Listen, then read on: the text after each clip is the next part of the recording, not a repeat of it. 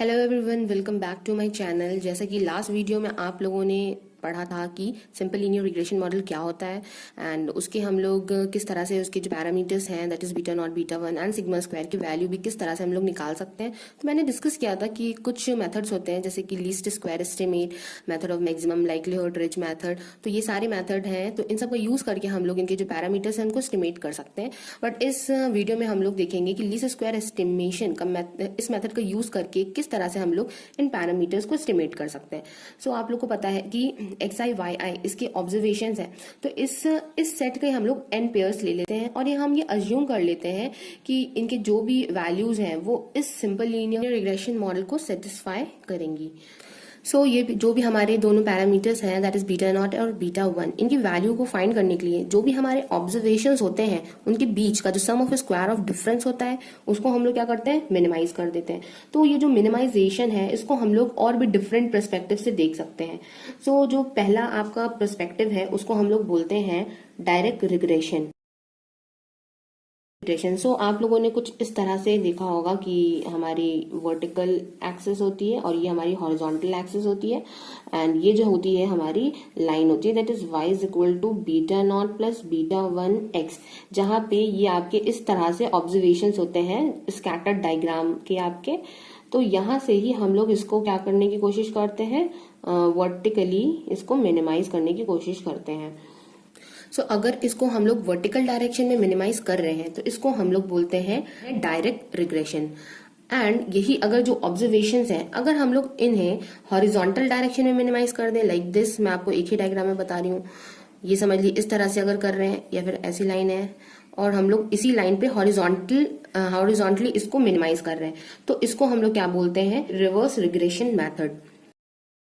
तो मैं आपको यहाँ पे फिर रफली एक डायग्राम में बना के दिखा दे रही हूँ। अगर ये आपकी लाइन है और इस तरह से आपने यहाँ पे ऑब्जर्वेशंस ले रखे हैं, तो जो भी आप हॉरिजॉन्टल वे में इसको ऐसे ऐसे करके मिनिमाइज करोगे तो ये आपका कहलाता है रिवर्स रिग्रेशन मेथड।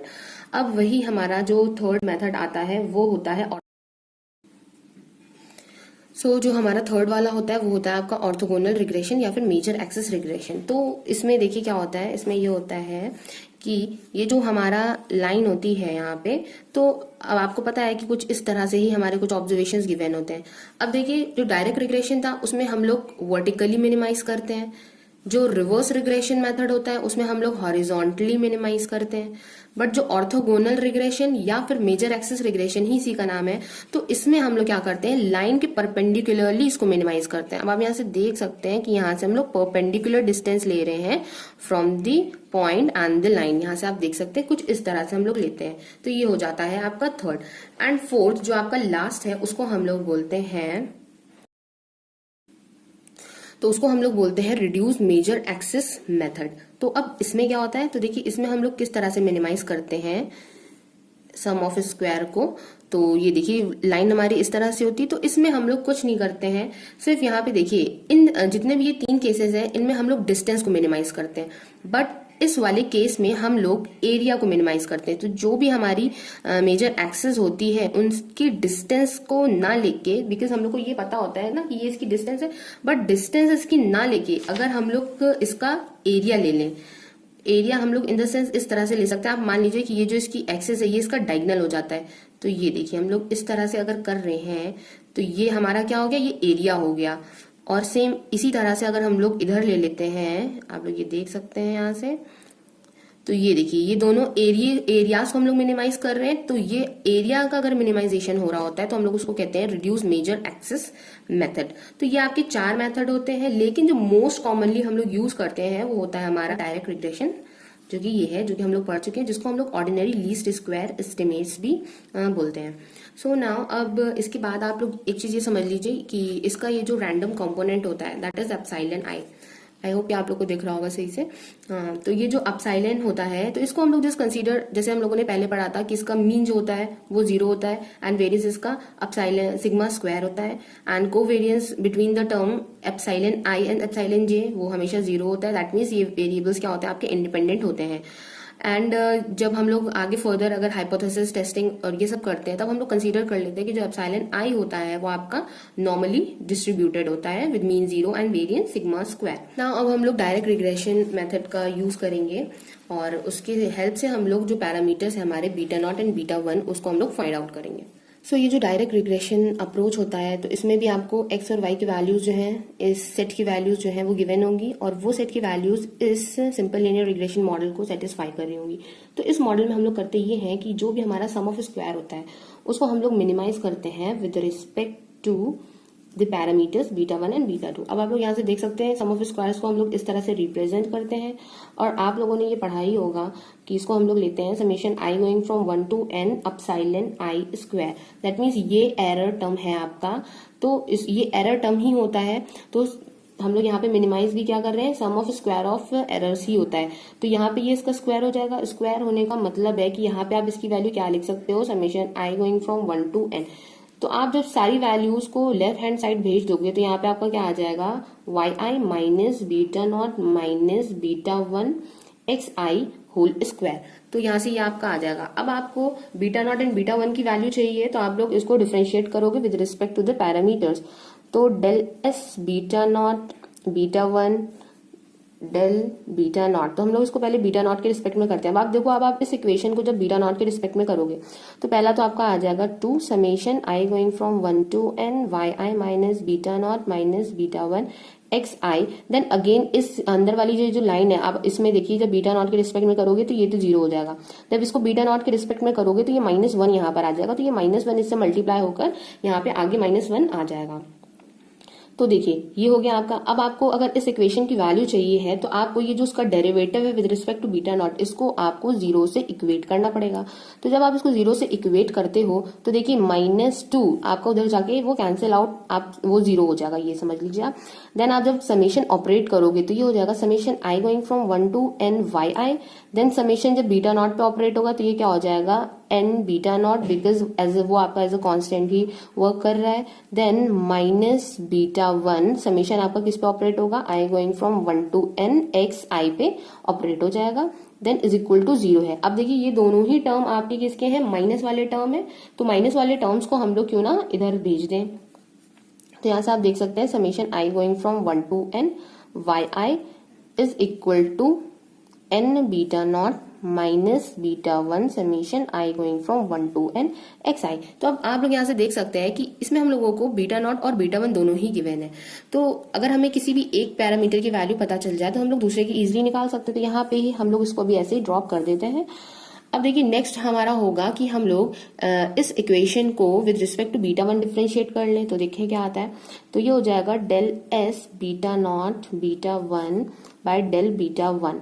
अब देखिए अगर हम लोग बीटा वन के रिस्पेक्ट में इसे डिफ्रेंशिएट करेंगे तो यहाँ से आ रहा है हमारा 2 summation i going from 1 to n y i minus beta not minus beta one x i. Then again हम लोग इसको डिफ्रेंशिएट करेंगे इस लाइन को with respect to beta one. तो देखिए जब हम लोग बीटा वन के रिस्पेक्ट में करेंगे तो यहाँ पे क्या आ जाएगा, माइनस एक्स आई आ जाएगा इसके मल्टीप्लीकेशन में।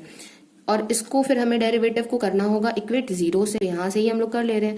देन 2 आपका ये जो है ये कैंसिल आउट हो जाएगा और x माइनस एक्स आई जो है वो आपका क्या हो जाएगा, अंदर सबके साथ जाके मल्टीप्लाई हो जाएगा।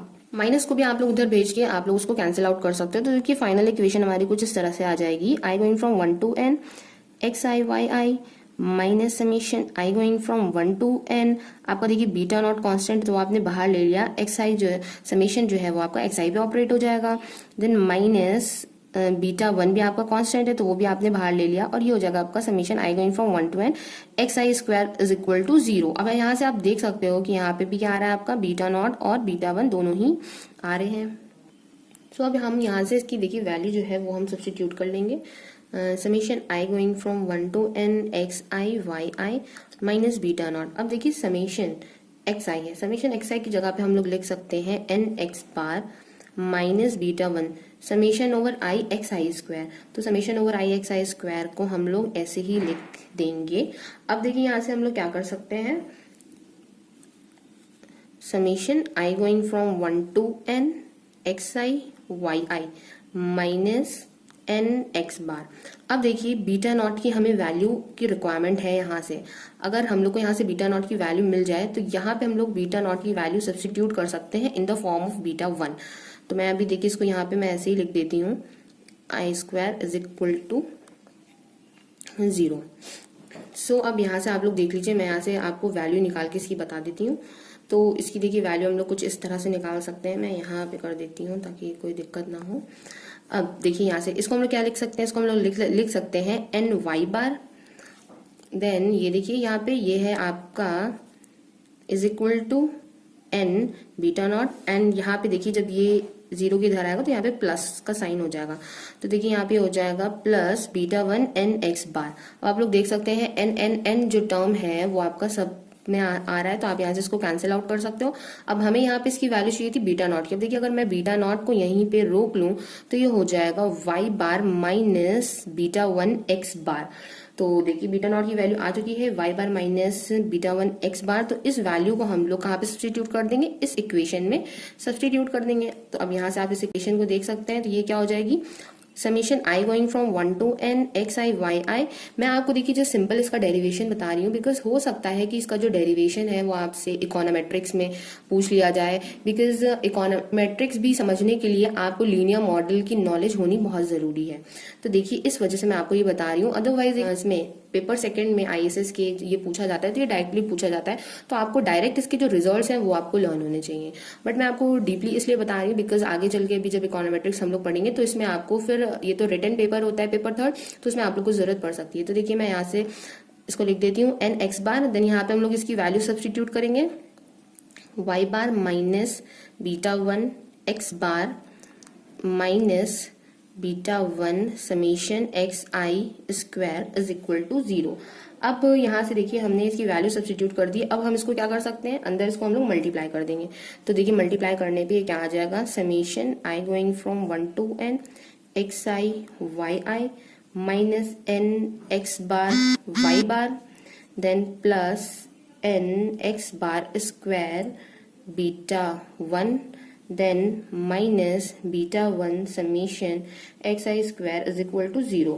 अब यहाँ से देखिए हम लोग रोक लेते हैं इस टर्म को, i going from 1 to n x i y i minus n x bar y bar, then बाकी जो टर्म्स हैं हम उनको उधर भेज देते हैं और बीटा वन को कॉमन निकाल लेते हैं। तो ये हो जाएगा summation i going from 1 to n x i minus x bar का होल स्क्वायर। आप इसको सॉल्व करके देखना, ये सिंपल है, हो जाएगा आप लोगों से। सो यहाँ से देखिए इस टर्म को हम लोग यहाँ पे क्या लिख सकते हैं, इस टर्म को हम लोग इजिली लिख सकते हैं summation x i minus x bar Y i minus Y बार। आप लोग इसको करके देखना, आप लोग का ये टर्म आ जाएगा। देन आप लोग इधर देख सकते हैं यहाँ पे अगर हम लोग बीटा वन को रोक ले तो ये इसको हम लोग डिनोमिनेटर में भेज देंगे। तो यहाँ पे हम लोग लिख सकते हैं summation over i x i minus x bar whole square. तो यहाँ से अगर मैं बीटा वन की वैल्यू देखूं तो मैं देखिए इस टर्म को मैं लिख सकती हूँ S x y upon denominator वाले टर्म को मैं लिख सकती हूँ एस एक्स एक्स। सो यहाँ से आपके देखिए बीटा वन की जो वैल्यू है वो आ जाती है और ये जो आपकी वैल्यू थी वो है बीटा नॉट की। तो ये दोनों वैल्यूज आपको याद होनी चाहिए। अगर ये आपको याद होंगी वैल्यूज तो डायरेक्ट अगर आपको वैल्यूज दी होगी वाई बार की, बीटा वन की एंड एक्स बार की, तो आप लोग बीटा नॉट की वैल्यू फाइंड कर सकते हो। अदरवाइज अगर ये वैल्यूज आपको दी होंगी लीनियर मॉडल के पेपर में तो आप लोग इनकी डायरेक्ट वैल्यूज इसमें सब्स्टिट्यूट करके बीटा नॉट और बीटा वन की वैल्यू इजिली फाइंड कर लोगे। सो आई होप आज का भी वीडियो आपको समझ में आया होगा, और अगर आया हो तो प्लीज मुझे कमेंट बॉक्स में कमेंट करके बताइए। And thank you for watching my video. Have a nice day.